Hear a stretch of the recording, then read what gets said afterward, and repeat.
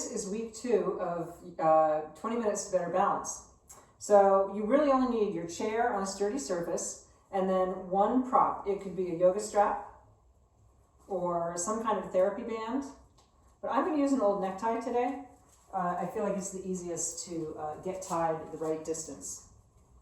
So, and you're going to need some Post-it notes. So I've got 3 here. You could get per set. You could get as many as 6 per set, so a total of 12 Post-it notes. And you're going to want to write a variety of letters and numbers on them. So grab your props and come on back and we'll get started.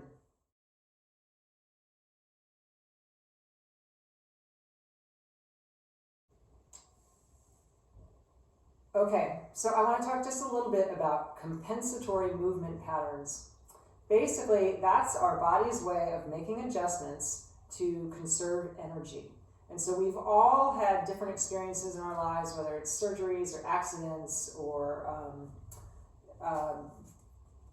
emotional experiences that have left a footprint on our bodies. And sometimes we don't even realize that they're there. So the theme for today is humility. And it's not so much, well, it is. It's about, welcoming our imperfections because we all have them. But it's also about kind of getting out of our own head and away from our ego and recognizing that we can challenge ourselves so that we can enrich other people. So just humility today. So we're going to start by taking a few breaths. You can close your eyes if you like. Sometimes I suggest that you dedicate your time on the yoga mat to someone in your circle, a loved one, or someone who needs positive energy. So as you sit and listen to your breath, I want to share this quote from B.K.S. Iyengar. He's kind of the father of modern yoga. He said that love begets courage, moderation creates abundance, and humility generates power. So maybe there's someone out there whom you love, who's the reason you could find the courage to challenge yourself with some of these new practices.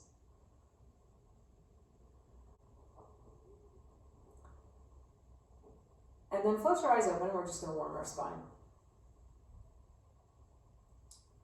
So cross your arms over your shoulders, like you're giving yourself a hug. And without lifting your elbows, lift your sternum up so it's just a gentle arch, maybe gazing up at the ceiling. And then exhaling, come on back to neutral. Do that 2 more times. Inhale, gentle arch opening up. Let the shoulder blades slide toward your waist. And exhale. You probably already feel your core muscles having to support this work. The back muscles, the belly muscles. Inhale, gently arch, lift up. And exhale. So we're going to go from side to side. So inhale, get tall. And exhale, just fold to one side. Feel your feet rooted, right? We start with the feet. Inhaling. And go to the other side.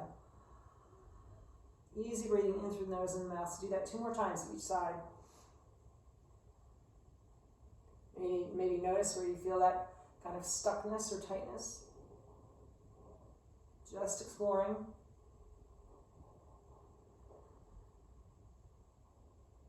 One more time. And then come on up to center. Right. And then we're going to stick our thumbs at our sternum and our fingertips under our chin. So it keeps our chin nice and level. And we're going to twist. So inhale, get tall. And just twist from above the waist. So not moving your pelvis. Just moving your ribs. Your head stays in line with your ribs. Inhale through center. And exhale, go the other way. Do that 2 more times each side.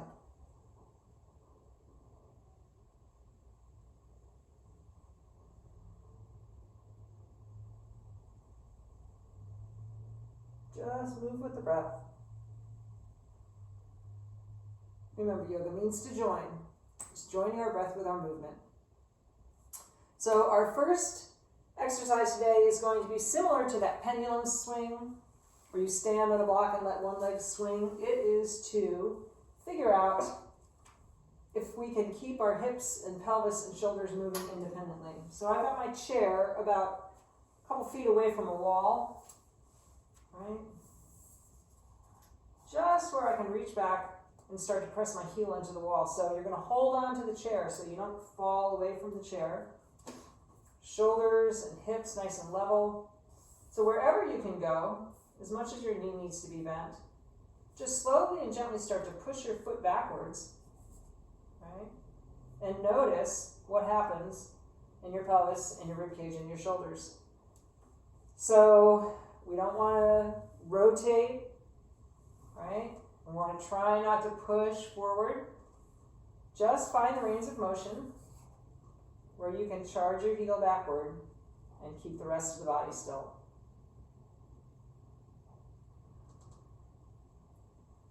And after a couple breaths of that, we'll safely transition to the other side.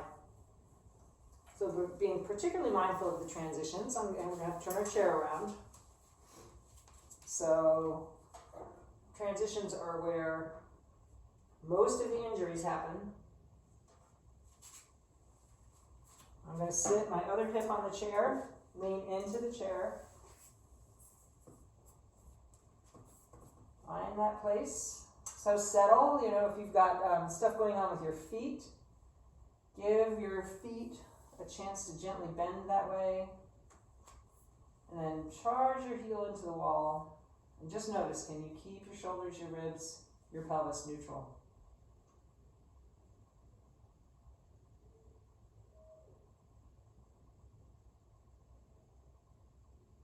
So if you found that you couldn't get a lot of motion and keeping your pelvis and ribs neutral, that's okay. It's just a practice.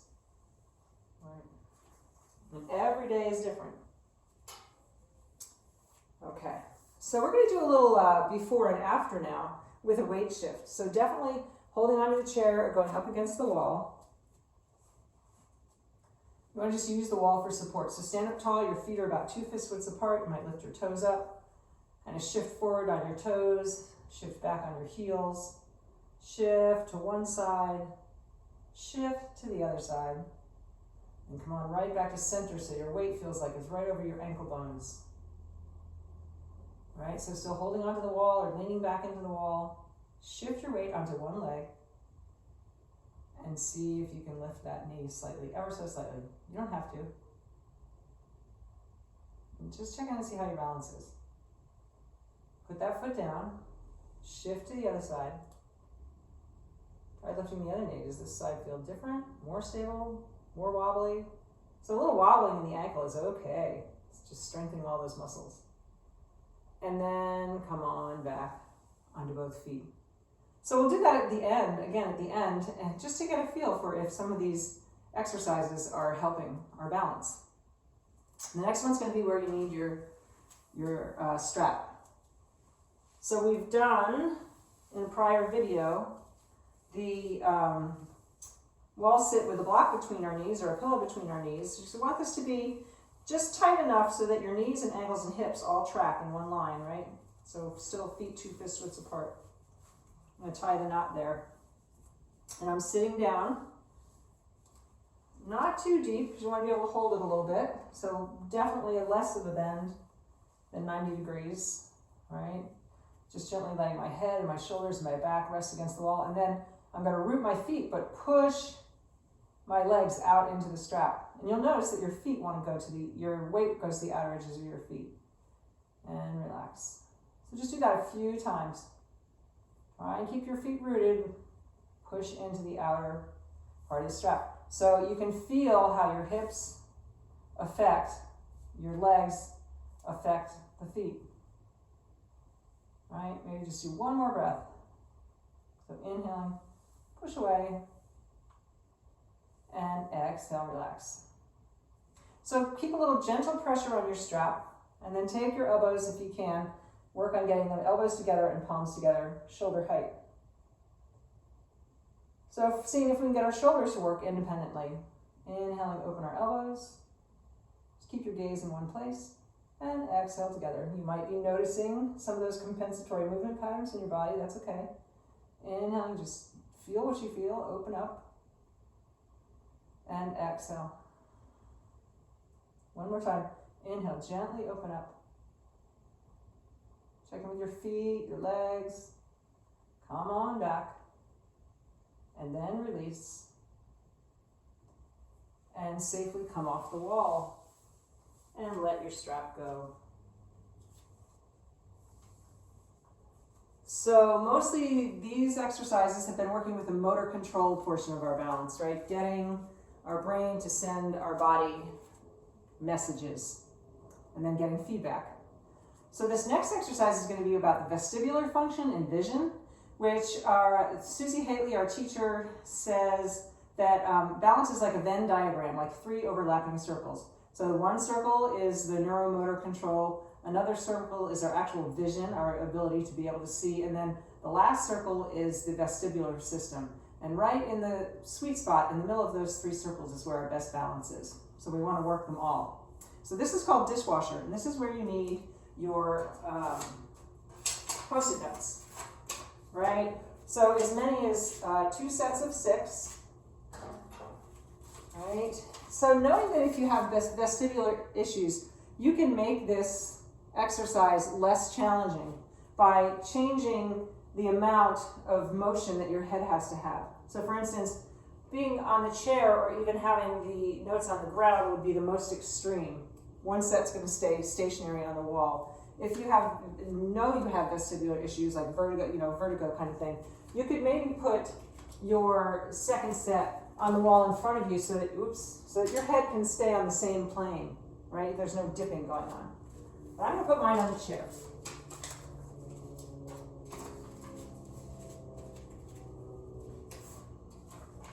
So kind of a random order, right? You don't want to put them in the same place. And then you can hold on to the wall or you can hold on to the chair. So let's try it just firmly planted, right? So I'm going to take my left hand closest to the wall. I'm going to tap the 2. And then I'm going to look and find the 2 on the wall. And then I'm going to tap the A. And then I'm going to find the A on the wall. And then I'm going to tap the Z, stay rooted, and tap the Z on the wall. So you can see how this would be more challenging with more Post-it notes, right? Okay, so then, if that went well, we might try it standing on one leg. So you're definitely going to want to hold on to something, right? If you've already gotten a little bit dizzy, maybe try just that standing on 2 legs again.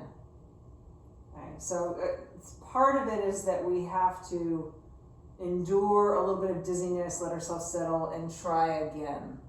Okay, so I'm standing on my left leg. I'm using the wall for support. I'm going to tap the A, and then I'm going to find the A. Probably won't be able to tap it, but that's okay. Just moving the vision, tap the 2, find the 2, tap the Z, find the Z. If you were really wanting to challenge yourself, and remember you need to have an out, something that you can grab onto if you get unstable or dizzy. You could try it without. Super hard, right? Go slowly, intentionally. So I'm standing on one leg and I'm not using anything for balance, so I'm glad when I get my fingers to the wall. So that's a really challenging exercise. Right, so we're just going to do it on the other side, or on both legs again if you want. So I'm going to stand on my right leg. I'm going to hold on. I'm going to tap the 2, and then I'm going to look for the 2. I'm going to tap the A. A is too far behind me, but I'm getting my eyes there. Tap the Z, find the Z, and come on back to neutral. And just let yourself settle a bit, right? Okay, so we've done some motor control, we've done some vestibular. Let's come back to that weight shift. Again, you could hold on to the chair, you could be against the wall, you could hold on to a wall. So on an inhale, just release your arms, take your arms up overhead. Exhale, bring your hands to your heart center.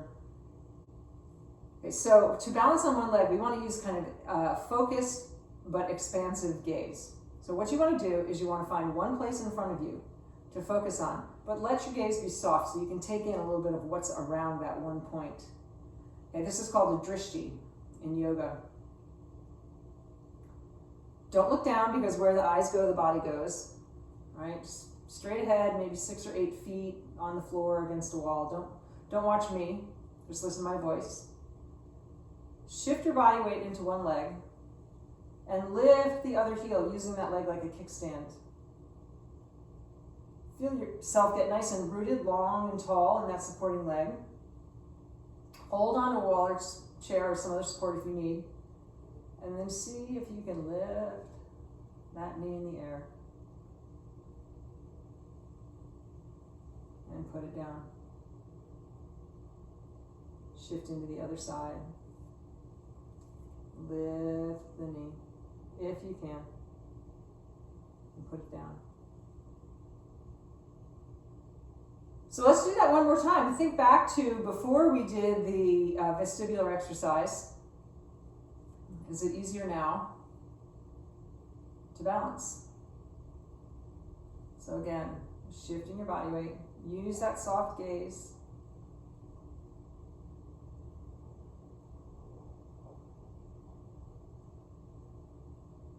So I've taken 3 breaths. That'll also help still the mind and the body. And put it down. So remember, this is a journey.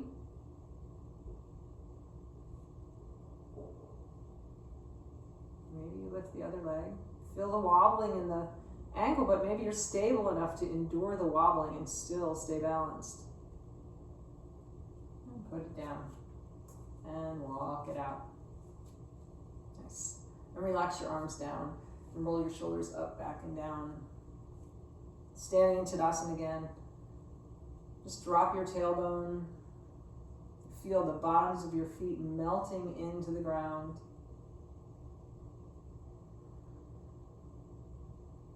So remember, it's not so much about us, but about being our best for those around us. Love begets courage, moderation creates abundance, and humility generates power. Thanks for joining me. Keep practicing. Take care.